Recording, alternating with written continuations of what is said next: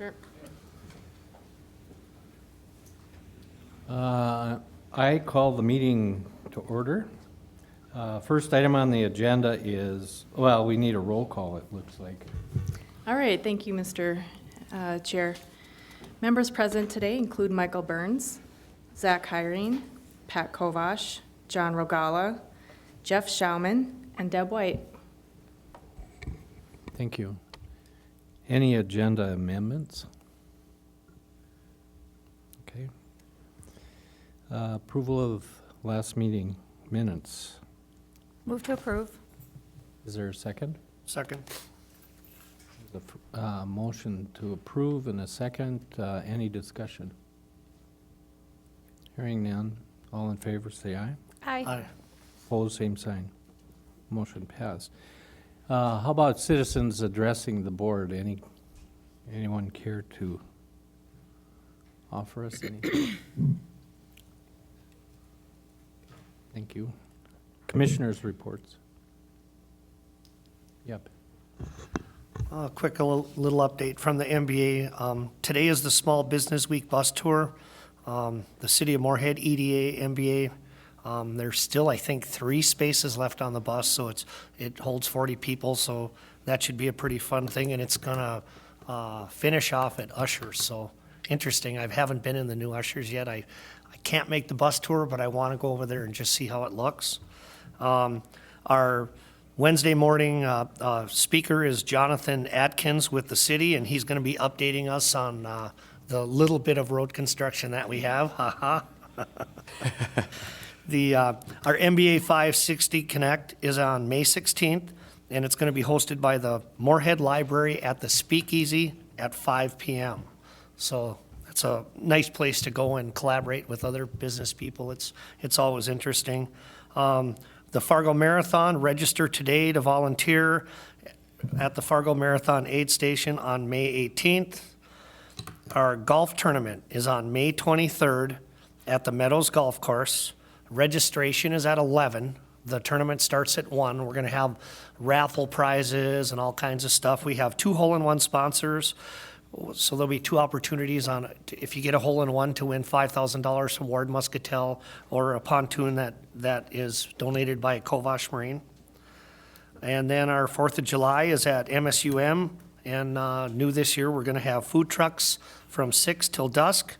The doors open at 8 p.m. and the band will start playing at 8, and that's usually a pretty good time. It's a nice event with a melting pot of the whole community, so make sure you show up for that. And our Bridge Bash is on September 15th on the Main Avenue Bridge, and we're partnering with the Downtown Fargo Partnership to welcome back all the students. We do have some sponsors already, and that's a really nice event to get our young people in and just to kind of get a feel for the community and what it's all about. So it's a great event. So I would say I'm happy with that event too, and kudos to Sherry. We're going to utilize the Main Avenue Bridge that will be closed from the Fargo side. That will obviously impact the Moorhead, but utilize the closed bridge that's already there to kind of really capture the event. So good job on that, Sherry. Thank you. Any other? Okay. Mr. Shockley, would you like to introduce the agenda item number 6? Certainly. Thank you, Mr. Chair. Item number 6 is a public hearing for the Moorhead Economic Development Authority's issuance of some eventide bonds. The Moorhead Economic Development Authority would be serving as a conduit issuer, which means that under the tax code, a business, a nonprofit business, can utilize a public entity to issue tax-exempt bonds. The EDA is not directly responsible for the payment of the bonds. However, it allows them to take advantage of tax-exempt financing. We reviewed the draft documents, don't have any particular substantive issues. We had a few minor non-substantive typo issues that we were able to clean up, that they've agreed to, that their council agreed to clean up. So under the tax code, you need to have a public hearing. Today is that public hearing, so you want to open the public hearing, ask for comments. I believe Eventide is here, so they can answer any specific questions related to the transaction and what they're going to be using the funding for. Thank you. Representatives for Eventide, please come up and join us.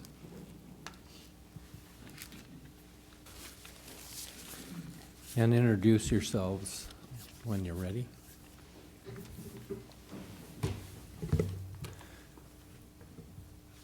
Thank you, Mr. Chairman, members of the authority. My name is Jim Stewart. I'm an attorney with Ernst & Stewart and Wagner. We're actually as bond counsel on the financing. And I'll let Darren introduce himself. I'm Darren O. I'm the Chief Financial Officer at Eventide. Anyone have any questions of these gentlemen?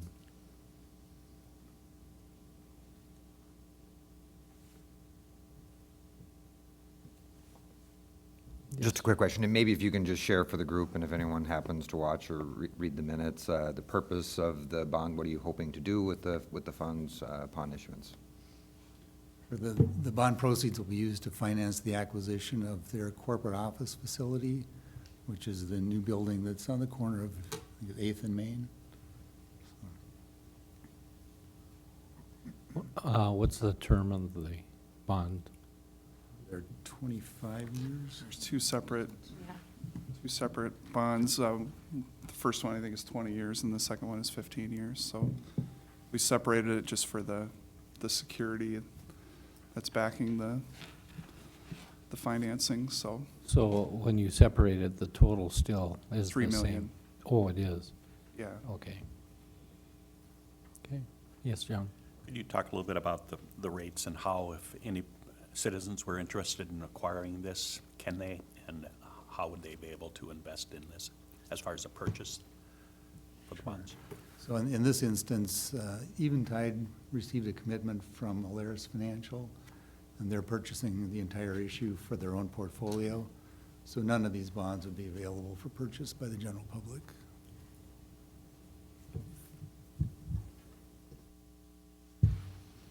Any other comments, questions?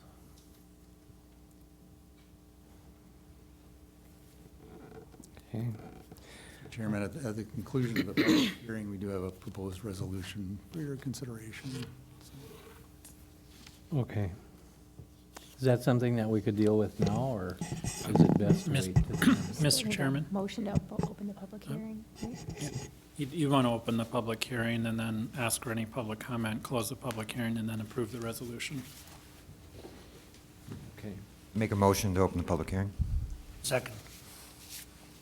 Any discussion? Hearing none, all in favor say aye. Aye. Aye. Opposed, same sign. Thank you. Okay, the public hearing is now open. Oh, no, I'm sorry. I'm jumping ahead here. So, is that typical that we just leave it till the end of the rest of the agenda since, or is it? I would like to take care of it because of these gentlemen's time. So with the public hearing, you would just ask for public comments. If there are none, close the public hearing following, so you need a motion to close the public hearing, and then you'd have a motion to take up the resolution. So you want to ask if there's any public comment. I'm guessing there's nobody, but you still should ask for public comment. Okay. So we still have to open the public hearing though, correct? We did. We just You just We did. did with the Oh, motion. okay, okay, We did that's with what the it was. motion. Okay, is there any public comment? We have no further comments. I'd just like to say I really appreciate what you guys are doing and that you chose to pitch your tent in downtown Moorhead, and that you see the value of Moorhead, and I really appreciate it as a business owner. So, Yeah, I do too. I think that's great. Just want to ask one more time, any other comments? Is there a motion to close the So public moved. hearing? Second?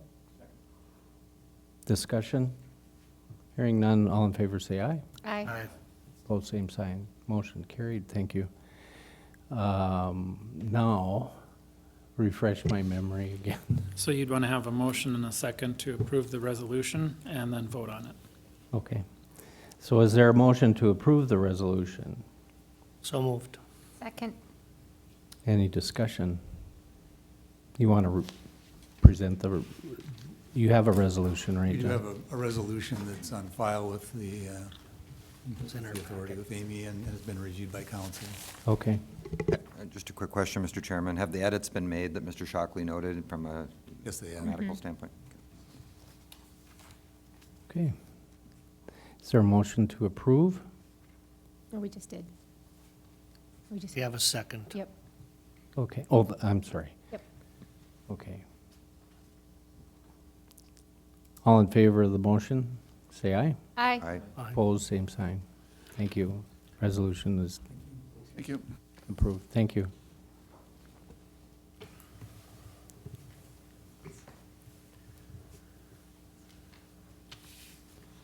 Great. Lisa, would you like to come up and share with us a legislative update? Good morning. Good morning. There are 2 weeks from today is the close of the 2019 legislative session unless there is a special session. And so there's a lot that could change between now and then, but I can report to you since the last time I was here, I think I was here in April, and the bonding initiatives that the city of Moorhead has that we have an interest in, I can give you an update that the transfer station, the solid waste transfer station is still in play. The funds that we want from the Department of Natural Resources for additional flood control are still in play, as is the 11th Street grade separation that would come through MnDOT. Until we know, we don't know, I guess is the best way to say it. Both the transfer station and the flood control, some amount of funding are in both the House and Senate, and the grade separation is within the governor's budget.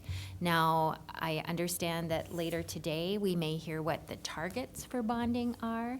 So a lot of those issues, all of those issues will be determined in conference committee. So we have no commitments, but we have hope, I guess is what I would say on the bonding proposals.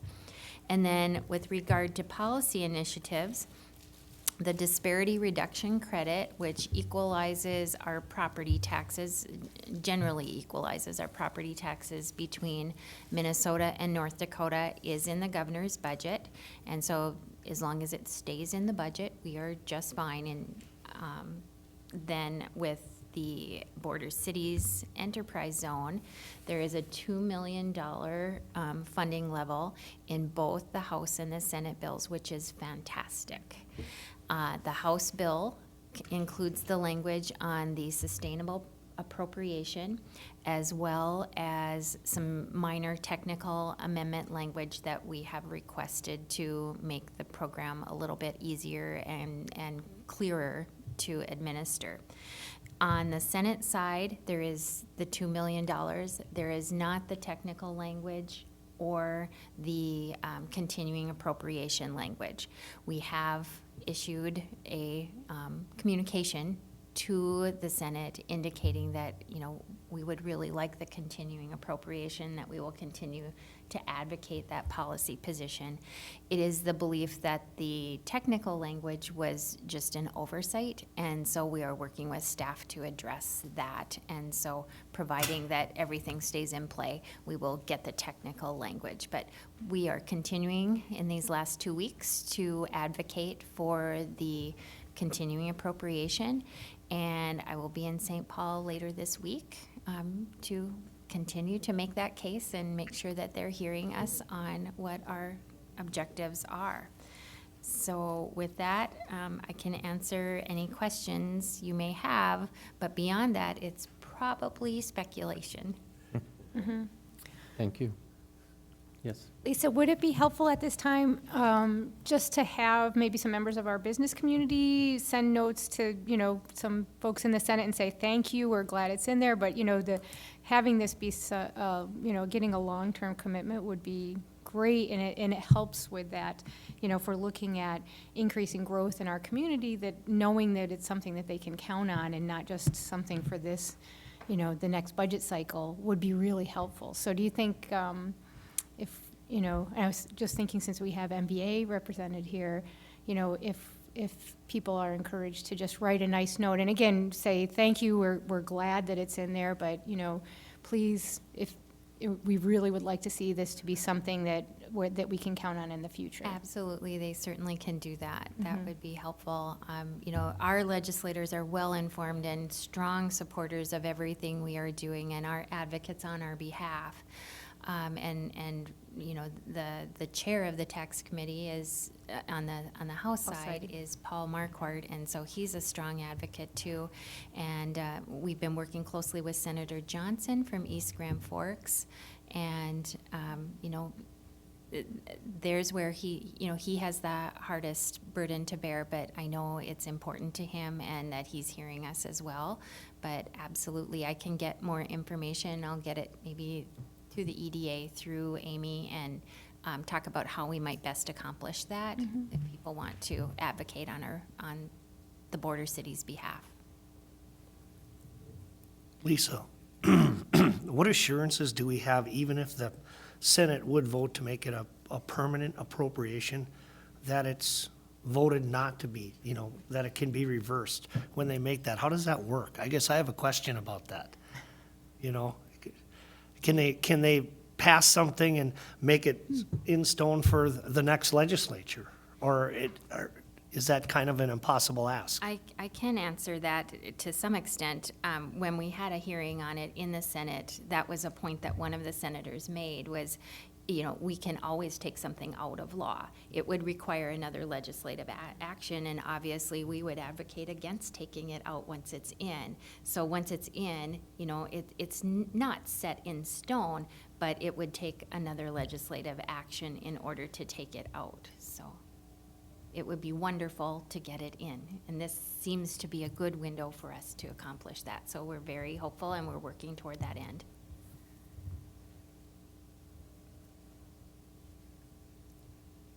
Anything? Any other questions? No? Okay, thank you. So by the time you have another meeting, I would hope to have an end-of-session report, and we'll communicate with you as we know more. Thank you very much. All right. Item number 8, the Jordan inquiry update. Mr. Shockley, you want to bring us up to date with that? Sure, thank you, Mr. Chair. Perhaps for those of you who are relatively new to the EDA, I'll just do a brief background of what this involves. So the Holiday Mall project, you'll recall that is on South Moorhead, that is just slightly to the north of the interstate and to the east of 8th Avenue. It encompasses the hotel property, the convention center, the Village Inn. There's a Planet Fitness in the area, and then there's also like a Qdobo and some other, I think a coffee store. That all encompasses a TIF district that is known as the Moorhead Holiday Holiday Mall TIF district. That was created back in 2003, 2004. As part of that TIF district, it was a redevelopment. There were several properties that were combined together to be transferred or accumulated by the developer and primed for redevelopment. There were 2 parcels within that property. One was known as the Anda property, which was a office building that was on stilts. It was sort of unique in the community in that the parking was underneath the building and all the office space was located on the 2nd floor. And then I believe it was an old pizza store or hair salon. The EDA actually ended up condemning those 2 parcels, paid for those 2 parcels, transferred them into the TIF district. There was also some contamination on the area due to some underground storage tanks, one that was located under the Anda property, and then there was also a dry cleaning business that had another portion of it that was contaminated by hazardous substances. Those were cleaned up as part of hazardous mitigation TIF district, and then there was an overall TIF district. The TIF district, as part of a TIF district, you take the base value of the property, and then any increment that's generated in the property flows through and can be utilized for the political subdivision, for redevelopment, for reimbursements, those sorts of issues. The city had issued a number of bonds, and then at the end of the waterfall of funds were a number of TIF revenue notes that were issued to the developer. And so they were last in the waterfall of revenue. There's no legal right to claim outside of the revenues produced from the TIF district. They're not a general obligation of the city or the EDA. They're just based upon the revenue generated from the TIF district. During that process, there was a change in legislation, so there was some reduction in the amount of TIF revenue that was available in the district. And then in 2009, the city and the developer entered into a release agreement where the city refunded some bonds, an additional payment was made to the developer, and the developer agreed to release the city and the EDA from all additional claims. This last year, the developer approached the city and the EDA again about seeing if there was opportunities to increase the amount of revenues that were available to the TIF revenue notes, recalling that they're the last in the waterfall of funds.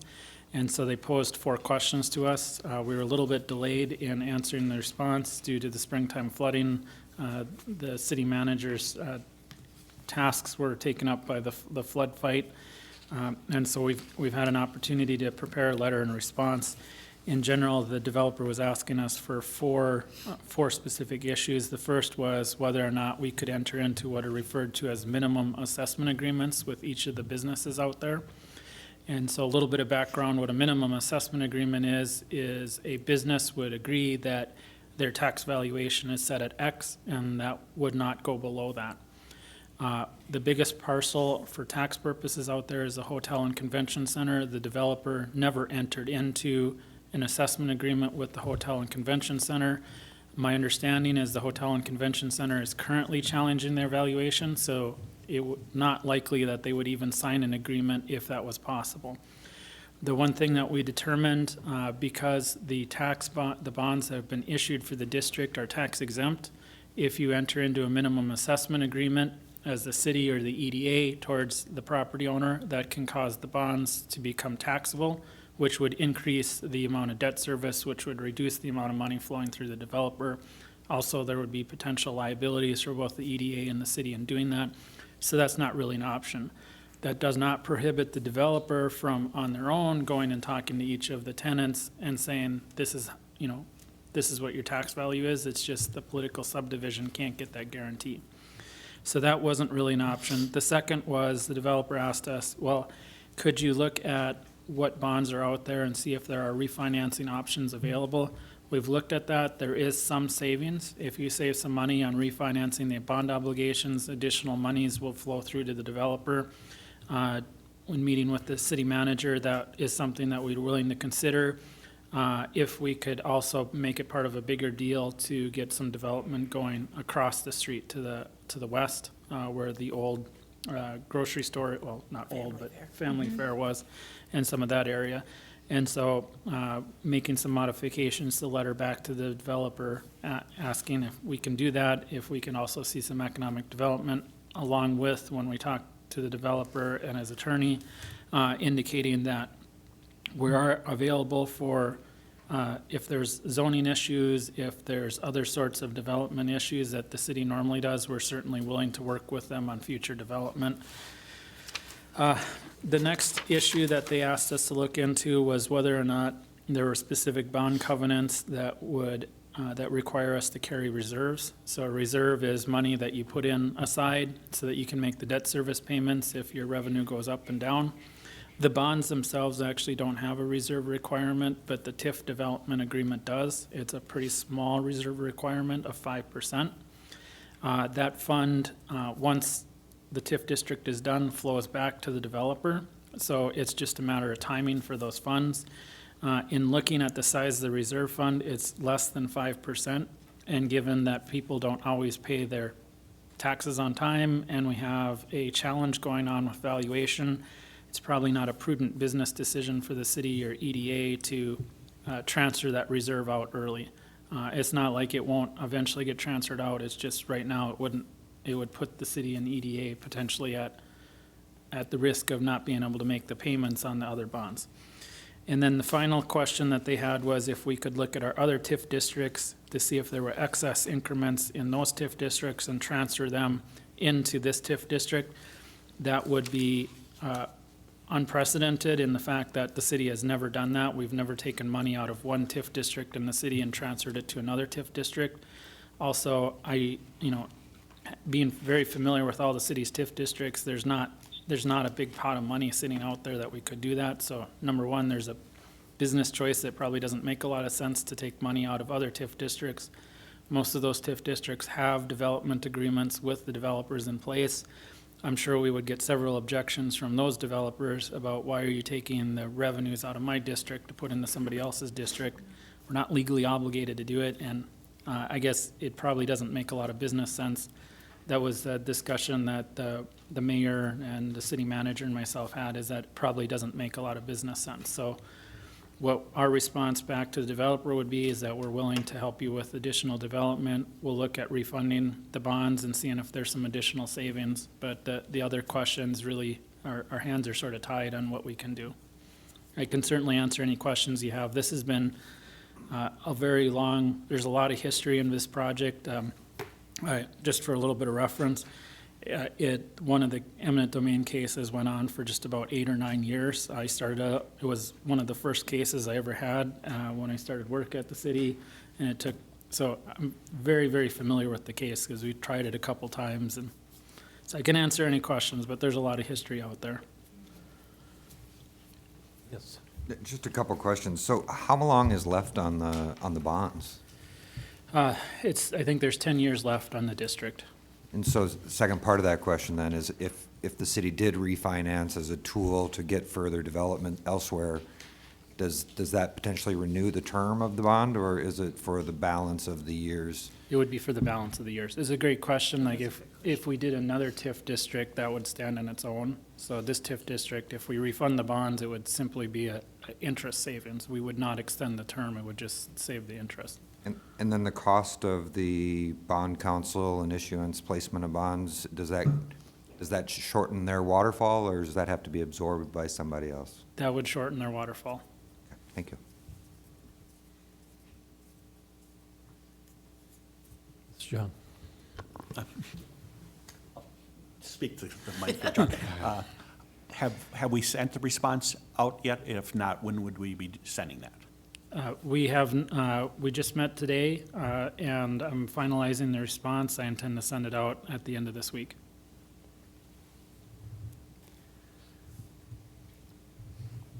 Any other questions? Okay. Thank you. Moving on, Derek, you have the floor. Yeah, it's been another busy month and a lot of great things happening for our city. Just a couple updates to the downtown plan. So we've been working closely, Downtown Moorhead Inc., with our legal team and Stantec of finalizing that agreement. I was hoping to have that done today. We don't have that done today, but I'm hoping that midweek, if not by the end of this week, we'll have that finalized. So we'll be kicking that off as soon as we can get that going. Obviously, we're looking forward to starting it. We're looking forward for the EDA's involvement, and I think there's going to be a lot of great outcomes out of this project. So thank you again for your support in that from the last month. The Center Avenue project, there's a few things going on here too, but obviously we've seen the MPS project going on right now. We're coordinating with the city of Fargo very diligently, so we don't have any issues with the Main Avenue, Center Avenue projects happening at the same time. But more to come. We did have some bids come in for the Center Avenue Road projects. They were higher than expected. So the engineering department here with city leadership have been looking into options and what's happening next. One thing that I wanted to touch on too is I've been working with the deed commissioner, Steve Grove, on this Minnesota Initiative Collaborative. It's a state initiative that's being kind of pushed out there through the legislative session on supporting an entrepreneurial ecosystem for basically business startups, so providing benefits, grant opportunities, technical assistance, et cetera. I think it's a great opportunity for our region, so we've been approached by DEED, been talking to our local legislators. They think it's a great thing as well, so we're keeping our pulse on that, as well as Lisa's doing that at the legislative session. We are going to have a opportunity, and we'll send this out once we get a more formal invite, but on May 21st, the Greater Fargo Moorhead EDC is going to host a forum on opportunity zones. Again, this is a federal program that looks at capital gain deferments, tax savings for reinvestment in opportunity zone areas. We in Moorhead have one area that's our census tract that covers the majority of downtown. I will say there's still a lot of questions regarding this federal program, so there hasn't been a whole lot of use in it throughout the country, but there's funds that are created that are more generalized. There's a fund called the Minnesota Opportunity Zone Fund Advisors that's raising about $100 million. They would identify projects within the state and then use those funds to kind of go in those opportunity zone projects. Others are individual businesses or developers that are pooling funds together to create their own fund to do projects. So it's a little bit complex. There's not a whole lot of detail yet from the federal government, which I think has caused some uneasiness from the developers that have obviously been doing it for a long time and they know their bottom lines when they do their projects. So they've been a little hesitant to go into some projects. But looking forward to having a more broad conversation with our region on opportunity zones, because I think we should still market that we have one and that it is available if people want to do that.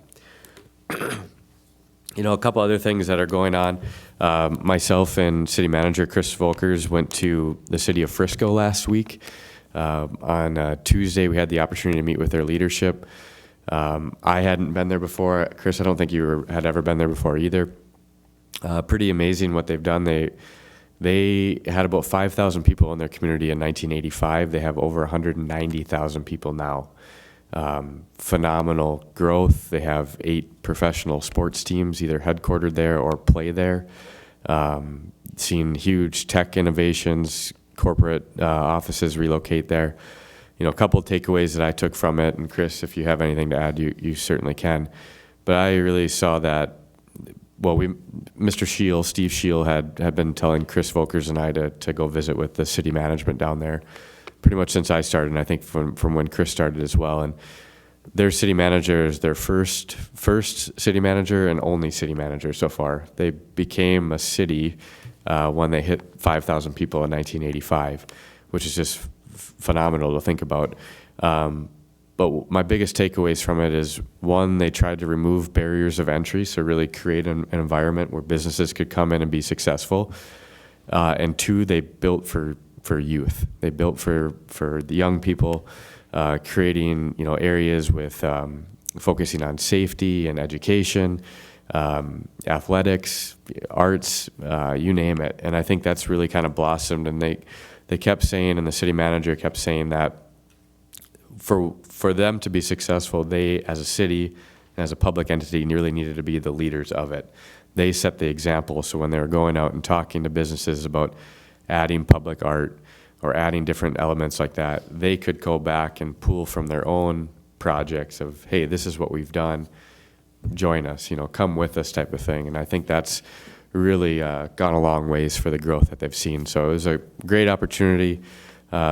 They spent more than enough time, more than I think we thought they were going to give us. They gave us pretty much the entire day, which was fantastic. And I think Chris and I both came back with a lot of great tidbits and education that we can use for our own city. Chris, I don't know if you have anything to add to it. No, great job, Derek. I would only add that I'm going to send out some of the highlights. They have so many innovative ideas that they've been able to implement and to seek the opportunities for development. I'm going to send out to the council, and I can certainly share some examples, some links with EDA too. It really is a city to strive for, and what Derek said is absolutely true. Their consecutive leadership, not only that, but in their council, has provided the opportunity for them to keep things going rather than renew it every time there's a new leadership, and that's one of the challenges we've had in Moorhead also. So there were a lot of great ideas and a lot of things that we could take away, and I'm thinking about sending the police chief and fire chief out. They've got an amazing operations center, emergency operations center, They traffic, they've got cameras everywhere. Their security is excellent and protection of their citizens and communication with their citizens. And there's just so many opportunities that when you find a city that's doing really innovative and creative and really smart business sense stuff, we should pay attention to it. So it was a great opportunity. Thank you. Yep.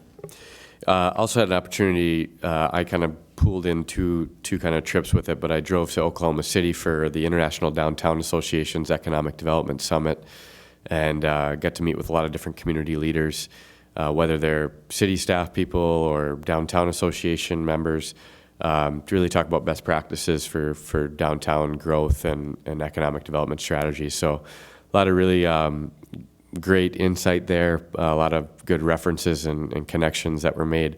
Obviously, everybody deals with different state issues, so you have to kind of figure out, what works best for us, what doesn't, but always a great opportunity to connect. Looking forward to our small business bus tour after this. This is going to be fantastic. Hopefully, everybody can join us, but the businesses that we have lined up have been great. They've been willing and ready to showcase off their projects. There are a few tax projects or tax incentive public hearings that will be upcoming. You'll see in the bottom of the Economic Development Report on May 28th, Eventide Senior Living has an expansion for their 720 16th Avenue South project. Includes a new 73-unit multifamily housing project for seniors, which includes underground parking, therapy, et cetera. This project does qualify for our multifamily housing exemption. So again, as a reminder, that is a project that they have certain parameters that they have to meet. There's no kind of discretion with that. That's how it kind of works. They'll be going to council on the 28th of May. One thing that stood out to me for this project, and I think it's important for the EDA to know, because really how I see the EDA is you are the ambassadors for the city. I mean, I think being a voice to go out and talk to people of what opportunities are there, what policies, what programs we have. This was a prime example of Amy and I got a notice that there's a new building permit that was being submitted for review, which happened to be this facility. They did not know that they were eligible for an exemption. And I think that goes to show that, as I've said all along, we need to do a better job of telling our story of what we have. We were able to reach out to the folks. They were able to review it and apply for it. And here we are being able to provide some assistance to make something happen. But they could have easily, when I was talking to their team, they were exploring multiple different areas. They had no idea that it existed. They were close to doing it somewhere else.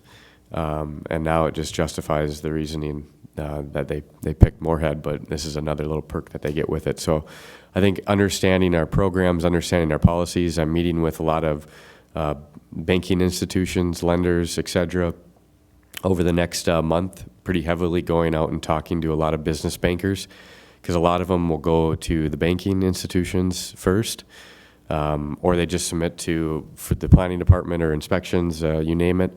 But trying to get to as many people as possible to really say, hey, if you get something, feel free to reach out to me or reach out to the city or reach out to the ownership and give them my number, just to make sure that we're getting the right information for them. So we're happy to accommodate, but I think it's just a learning experience that we have much more to give and much more of our story to tell as well. Thank you. Thank you all. Yes. Derek, I was wondering, when you finalize a plan with Stantec, are you going to bring that, you give a presentation at council?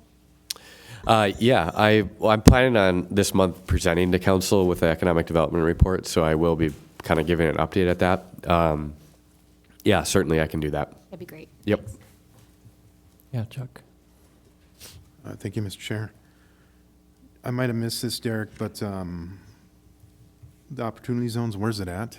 Or is that to be determined? It is actually at, I shouldn't speak too soon. What I've been told is it's going to be at the Sanctuary Event Center in downtown Fargo. Okay. But again, we'll hopefully have a more formalized invite that we'll share with the whole group once we receive that. Okay, thanks. Information update is item number 10 on the agenda. In the back of the packet is included the proclamation by the mayor that we are declaring, or he declared this week as Small Business Week. And I don't know that anything needs to be elaborated on there, but I think it's a nice recognition.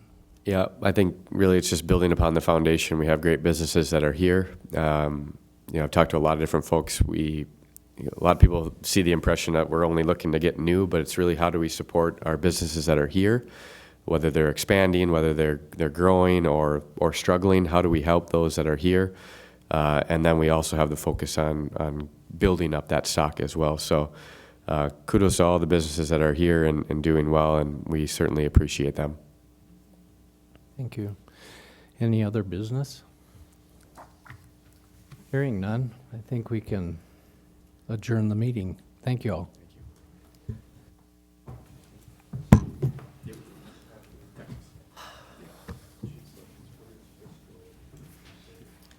Yeah, it's too bad you can't come on the tour. I'm so busy. Yeah, I I can't. I mean, to have this and then the tour and to Yeah. lose an afternoon. Yeah. I feel like know. I'm a member of the fire department because that's what I do all day is put out fires. Well, I hope, is it because now everybody's finally, they're starting to get outside, they're seeing just- the yeah, I know. temperatures are warming up and. I went on one and then was it last year I was part of the tour.